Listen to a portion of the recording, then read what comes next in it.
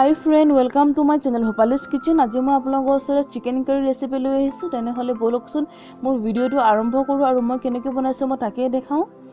আৰু প্ৰথমতে মই তিনটা ডাঙৰ সাইজৰ পিয়াজ কাটি লৈছো আৰু কাটি লৈছো দুটা বিলাহী, ধনিয়া এমুঠি, তেজপাত 4 খিলা, শুকান জলকীয়া আৰু কেঁচা জলকীয়া। আৰু লৈছো মই 1 চামুচ জিৰা পাউডাৰ, 1 চামুচ ধনিয়া পাউডাৰ, 1 চামুচ মিট মছলা, 1 চামুচ গৰম মছলা, 1 চামুচ হালধি আৰু 1 চামুচ ৰেড চিলি পাউডাৰ লৈছো আৰু নিমখ ইয়াত মই স্বাদ অনুযায়ী দিম। আৰু লগতে মই লৈছো আদা আৰু নহৰু পেষ্ট। এই পেষ্ট মই 3 চামুচ দিম। আৰু এয়া এখন কেৰাহীত মই তেল গৰম হ'ব দিছো, মিঠাতেল। আৰু তেলখিনি গৰম হোৱাৰ পাছতে মই চিকেনখিনি এড কৰি দিলো আৰু এখিনি মই অলপ ফ্ৰাই কৰি লৈছো।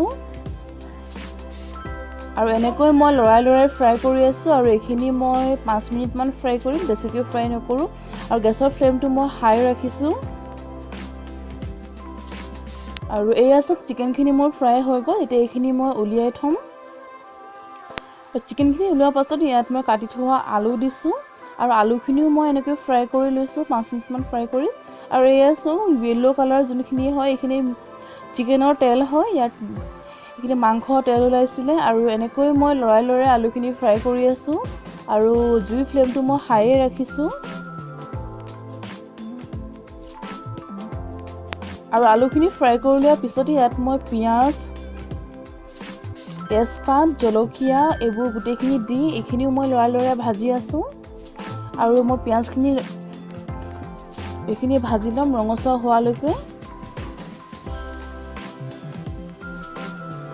আৰু পিয়াজখিনি ভাজি লোৱাৰ পাছত ইয়াত মই বিলাহী আৰু 3 চামুচ আদা নহৰু পেষ্ট এড কৰিলো আৰু এখিনি মই লৰাই ভাজি আছো। এখিনিও মই অলপ সময় ভাজি লম। আৰু এখিনি ভাজি লোৱাৰ পাছত ইয়াত মই শুকান মছলাখিনি এড কৰিছো। আৰু শুকান মছলাখিনি দিয়াৰ পাছত অকমান লৰাই ইয়াত মই এতিয়া পানী এড কৰিম। এয়া এতিয়া মই পানী এড কৰিছো যাতে মছলাখিনি জ্বলি নাযায়, তাৰ কাৰণে মই দিছো পানী। আৰু এইখিনিও মই অলপ সময় ভাজি লম ভালকৈ গুটেইখিনি। আৰু এয়া মছলাখিনি মোৰ ভজা হৈ গ'ল। এতিয়া ইয়াত মই মাংস, আলু এড কৰি দিম। এয়া মাংস আৰু আলু এড কৰিলো। ইয়াত মই সোৱাদ অনুযায়ী নিমখো এড কৰিছো আৰু এখিনি মই 5 মিনিট সময় এনেকৈ লৰাই ভাজি থাকিম ঢাকনি নলগোৱাকে। আৰু জুই ফ্লেমটো মই মিডিয়াম ৰাখিছো। আৰু এয়া মাংসখিনি 5 মিনিট সময় ভাজি লোৱাৰ পাছত ইয়াত মই পানী এড কৰিলো 2 গিলাচ।